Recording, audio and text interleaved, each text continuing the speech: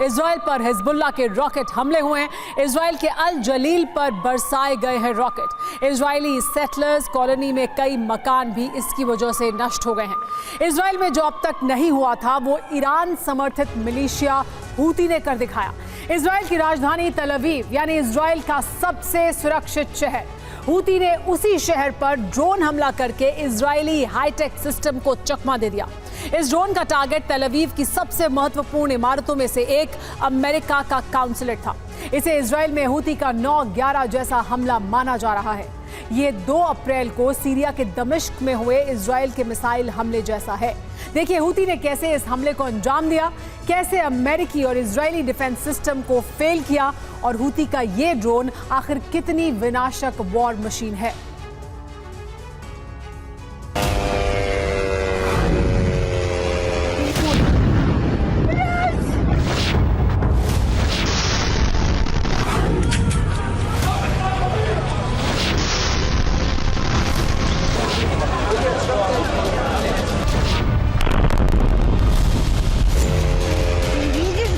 ईरानी proxy Houthi ने सीधे Israel के घर पर चोट की। उसके हाईटेक डिफेंस सिस्टम और विश्व प्रसिद्ध सुरक्षा प्रणाली को एक झटके में ध्वस्त कर दिया।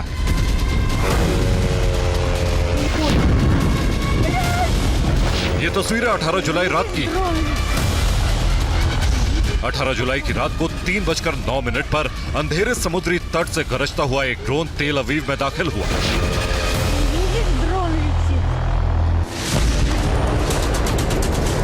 इसके बाद ये ड्रोन शोर मचाता हुआ तेल अवीव की हाई राइज इमारतों से बचता हुआ निकला और चमक के साथ जोरदार धमाका हुआ।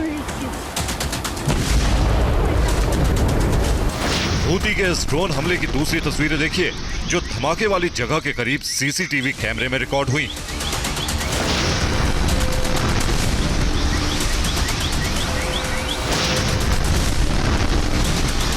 रात 3:10:31 पर यह ड्रोन इजराइल की शलोम अलेशेम स्ट्रीट में गिरा और धमाके से इलाका दहल उठा।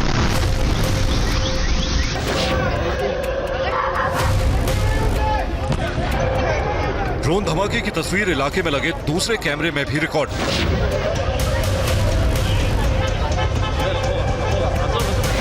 ड्रोन के जोरदार धमाके के बाद तेल अवीव की शलोम अलेशेम स्ट्रीट में आग लग गई।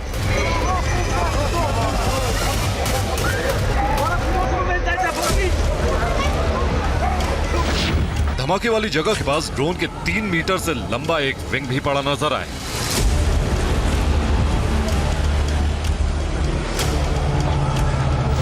इलाके की कई इमारतों की खिड़कियों के कांच टूटकर बिखर गए।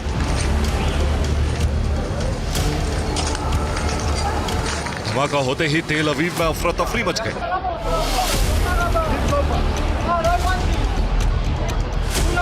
शुरुआती मिनटों में लोग धमाके का कारण समझ नहीं पाए।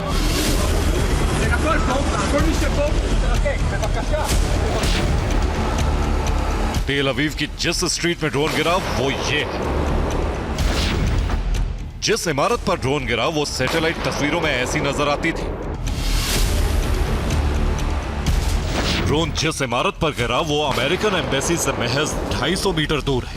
सिटी सेंटर की ये स्ट्रीट यूएस एम्बेसी से 2 स्ट्रीट दूरी पर है और आशंका है कि ड्रोन का टारगेट अमेरिकन एम्बेसी की काउंसलेट बिल्डिंग थी।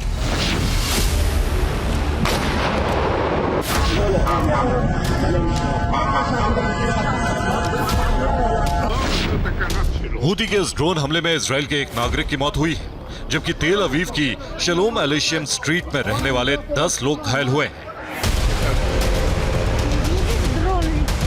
यह इजराइल की राजधानी पर अब तक का सबसे बड़ा हमला है, क्योंकि अब से पहले हमास तेल अवीव यरूशलेम पर गाजा से हमले करता रहा है, लेकिन इजराइल के डिफेंस सिस्टम इन हमलों को इंटरसेप्ट करते रहे। इस हमले की खासियत यह है कि इजराइल की हाईटेक सुरक्षा प्रणाली भी फेल साबित हुई। इजराइल का अर्ली वार्निंग सिस्टम एक्टिवेट क्यों नहीं हुआ? इजराइल में एयर रेड अलर्ट सायरन क्यों नहीं बजे? इजरायली एयर डिफेंस सिस्टम ने ड्रोन को इंटरसेप्ट क्यों नहीं किया? तो इन सवालों का जवाब है हूती की रणनीति। हूती ने इजराइल पर हमले करने के लिए एक नए ड्रोन का इस्तेमाल किया। इसकी खासियत है कि यह रडार और एयर डिफेंस सिस्टम को बाईपास कर सकता है।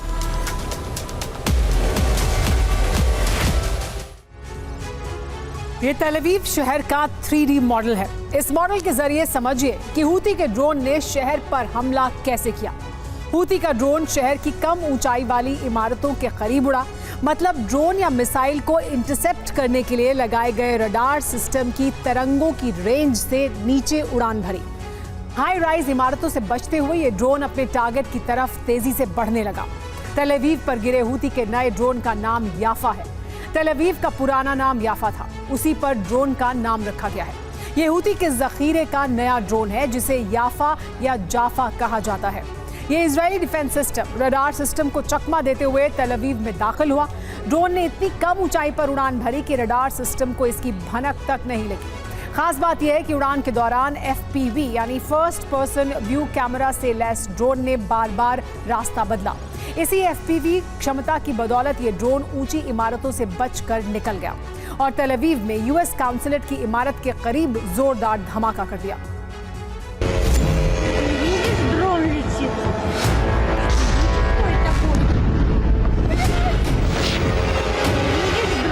ईरान समर्थित प्रॉक्सी संगठन 13 जुलाई से लगातार इजराइल पर हमले कर रहे हैं और यह अब तक के सबसे सुरक्षित इलाके में किया गया सफल हमला है।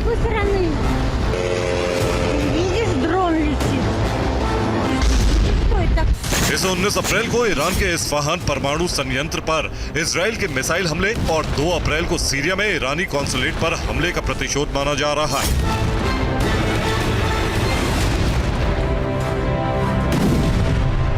ये तस्वीरें 2 अप्रैल 2024 को इजरायली डिफेंस फोर्सेस के हमले की। इसी दिन इजराइल ने सीरिया के दमिश्क में ईरानी कॉन्सुलेट पर हमला किया।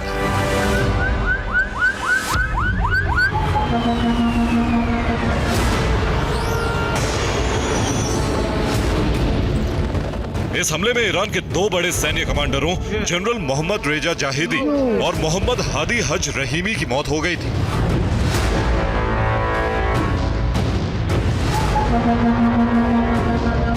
इसके साथ ही यह हमला 18 जुलाई के इजरायली हमले का प्रतिशोध भी है।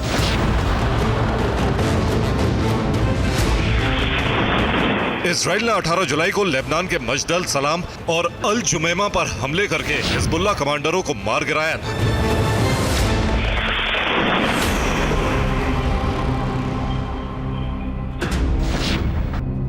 लेबनान इजराइल युद्ध कवर कर रही TV9 भारतवर्ष की टीम लेबनान में उस जगह पहुंची जहां इजराइल ने हमला किया।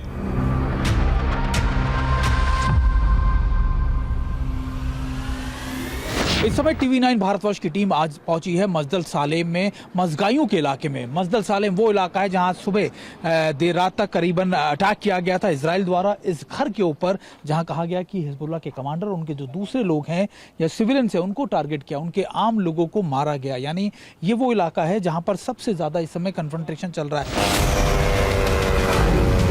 हूती ने तेल अवीव पर किए हमले को सबसे कामयाब और सटीक करार दिया है, क्योंकि हूती ने सिर्फ इजराइल ही नहीं अमेरिकी डिफेंस को नाकाम कर दिया है। हूती ने यमन से तेल अवीव पर हमला किया।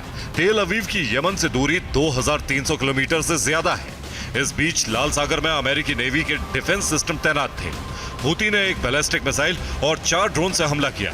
अमेरिकी डिफेंस सिस्टम ने हूती की मिसाइल और 3 ड्रोन लाल सागर में गिरा दिए, लेकिन चौथा ड्रोन तेल अवीव में अमेरिकी कॉन्सुलेट के नजदीक हमला करने में सफल रहा। हूती प्रवक्ता ब्रिगेडियर जनरल याह्या सारी ने कहा है कि इजराइल के हर कोने पर हमले किए जाएंगे। इजराइल और अमेरिका के लिए यह सबसे बड़ा झटका है, क्योंकि हूती ने अपना शक्ति प्रदर्शन करके चेतावनी जारी कर दी कि उसके सभी हमले इजराइल और अमेरिका मिलकर भी नहीं रोक सकते।